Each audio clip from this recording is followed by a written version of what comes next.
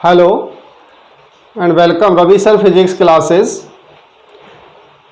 Dear students, हम पढ़ रहे थे इलेक्ट्रोस्टैटिक्स और इलेक्ट्रोस्टैटिक्स जो है 12th का चैप्टर, उसमें नेक्स्ट हमारा टॉपिक आता है इलेक्ट्रिक डाइपोल और डाइपोल मोमेंट।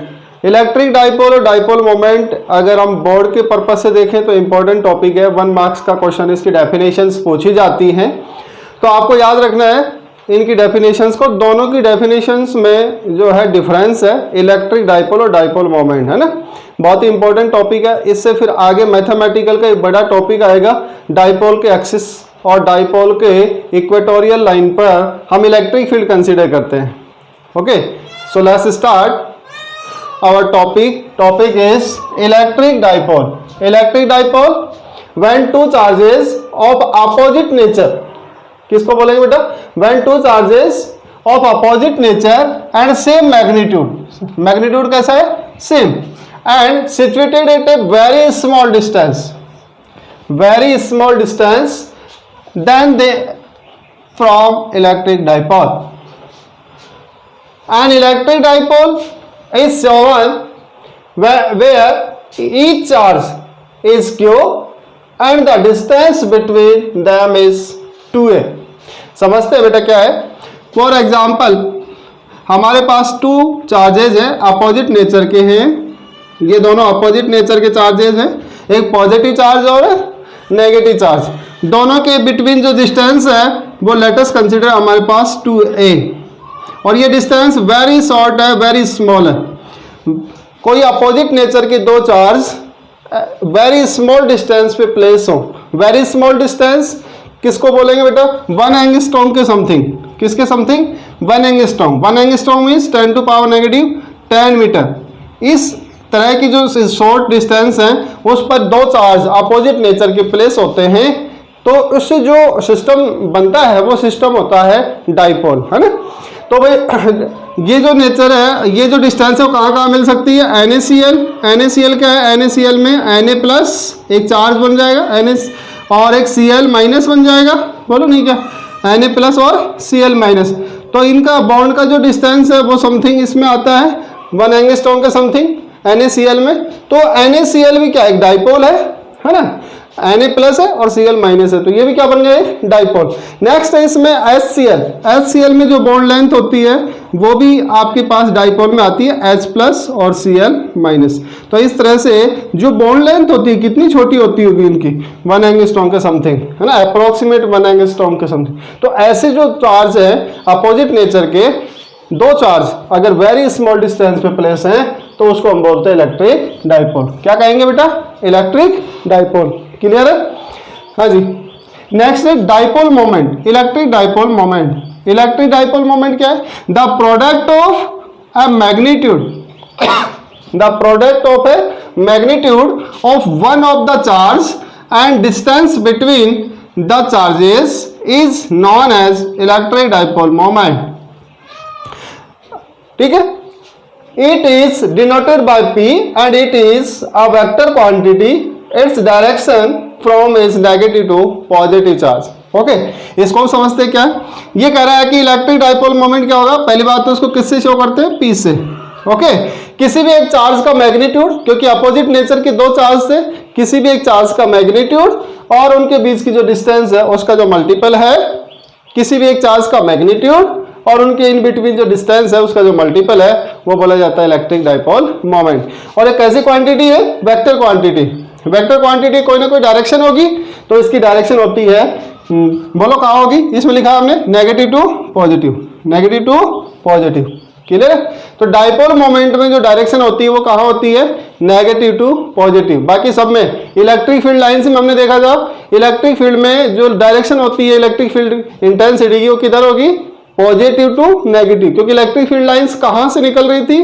पॉजिटिव चार्ज से, और कहाँ एंटर कर रही थी? Negative charge. ओके, यहाँ पे क्या है? जो डायरेक्शन होगी वो होगी नेगेटिव टू पॉजिटिव। क्लियर है? नेगेटिव टू पॉजिटिव, और ये इसका फॉर्मूला होता है P is equal to Q into 2A। अगर इसकी यूनिट की बात करें तो unit of dipole moment, unit of dipole moment बताओ बेटा?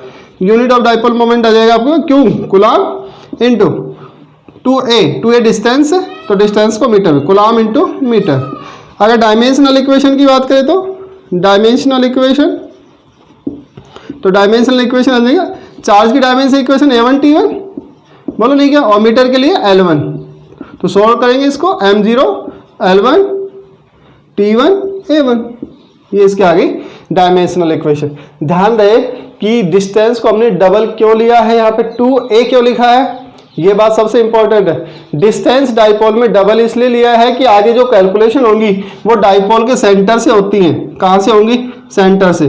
जब सेंटर से डाइपोल की जितनी भी कैलकुलेशन होंगी तो वहां पर ये डिस्टेंस क्या हो जाएगी बेटा a, और ये यहाँ से यहाँ तक की डिस्टेंस भी क्या हो जाएगी a, ये डिस्टेंस भी a, बोलो नहीं क्या, और ये डिस्टेंस भी क्या आ जाएगी a। तो कैलकुलेशन इजी हो जाएगी, है ना। 2 का हाफ कर देंगे तो कैलकुलेशन क्या हो जाएगी, इजी। न्यूमेरिकल में डाइपोल की जो लेंथ होगी वो कंप्लीट 2a होगी, ना कि a होगी। ध्यान रहे, न्यूमेरिकल जब सोल्व करेंगे तो डाइपोल की जो लेंथ होगी वो 2a होगी कंप्लीट। अगर आपको कहा है कि डाइपोल की लेंथ फॉर एग्जांपल 10 एंगस्ट्रॉम है, ओके, तो 10 एंगस्ट्रॉम का मतलब 2a is equal to 10 angstrom. ये ध्यान रखना इस बात का, है ना। 2a 2r, कुछ बुक वाले 2r लेते हैं, कुछ बुक वाले 2l लेते हैं। तो इस 2a लेने का मतलब, 2r लेने का मतलब, 2l लेने का मतलब क्या है कि भाई जो सेंटर से इसकी कैलकुलेशन है वो इजी हो जाए, क्योंकि इसका इस डिस्टेंस का हम हाफ करते हैं तो a आ जाता है। अगर हम यहाँ से a डिस्टेंस लेते हैं तो करेक्ट, ऐसी कोई दिक्कत नहीं, ले सकते, बट यहाँ पे फिर क्या आ जाएगा, अगर ये a डिस्टेंस लेंगे तो डाइपोल लेंथ तो ये a/2 हो जाएगा, ये भी a/2 हो जाएगा। तो कैलकुलेशन थोड़ी सी कॉम्प्लिकेट हो जाती है, कैलकुलेशन हार्ड हो जाती है। इस वजह से इसकी डाइपोल की लेंथ क्या ले लेते हैं हम, 2a लेते हैं, और कोई प्रॉब्लम नहीं है ना। और ये यूनिट और डायमेंशन आ गई, क्लियर है। Electric field due to a system of charges, principle of superposition, electrostatics का टॉपिक है ये, फर्स्ट चैप्टर का 12th का।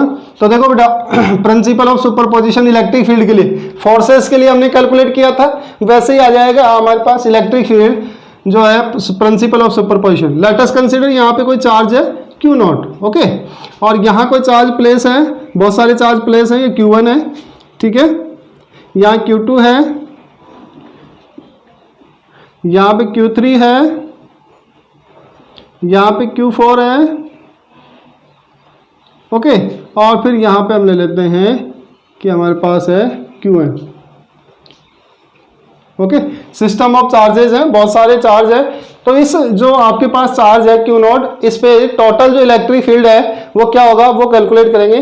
तो Q1 और Q0 का जो इलेक्ट्रिक फील्ड की डायरेक्शन होगी बेटा वो क्या होगी, इधर होगी, क्योंकि Q1 कैसा चार्ज है, पॉजिटिव, और Q0 भी कैसा है, पॉजिटिव। रिपल्सन फोर्स लगेगा, जिधर फोर्स की डायरेक्शन, जिधर फोर्स की डायरेक्शन उधर इलेक्ट्रिक फील्ड की डायरेक्शन, तो इलेक्ट्रिक फील्ड इधर होगा। लेट अस कंसीडर, उसका क्या नाम ले देते हैं हम, E1, ओके। और Q1 और Q0 की डिस्टेंस क्या मान लेते हैं हम, R1, क्या ले लेते हैं डिस्टेंस, R1।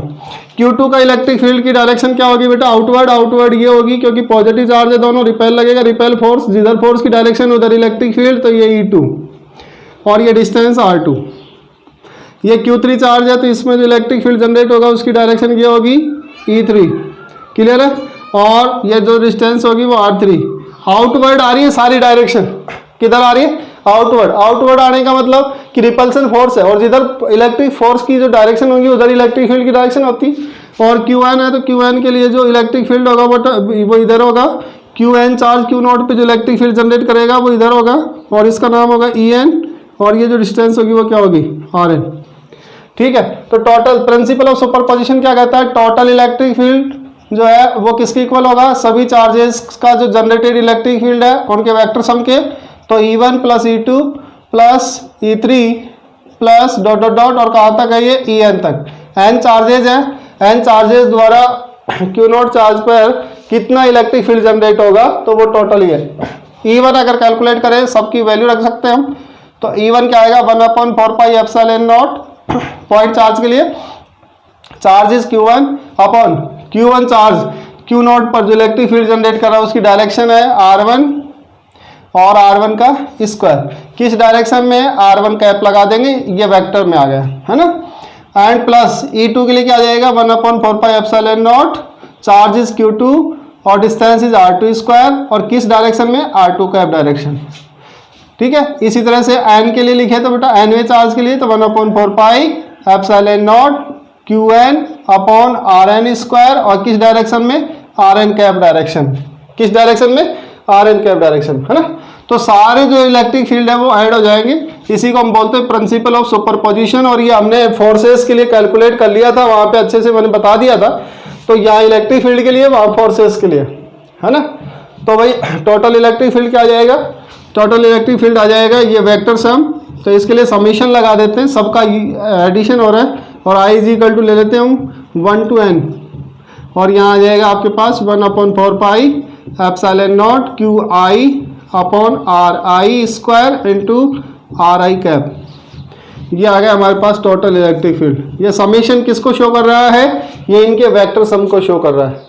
किसको शो कर रहा है, इनके वेक्टर सम को। अच्छा आई की वैल्यू 1 रखेंगे तो फर्स्ट आपके पास जो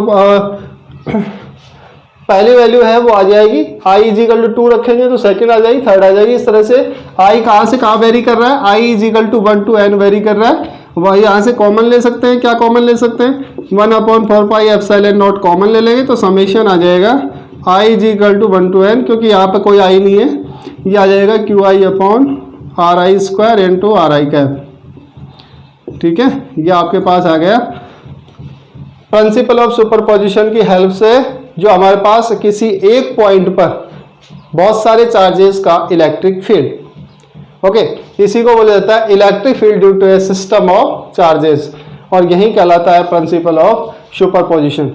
यहाँ ये इलेक्ट्रिक फील्ड के लिए है और वहां पे किसके लिए था, फोर्सेस के लिए। ठीक है।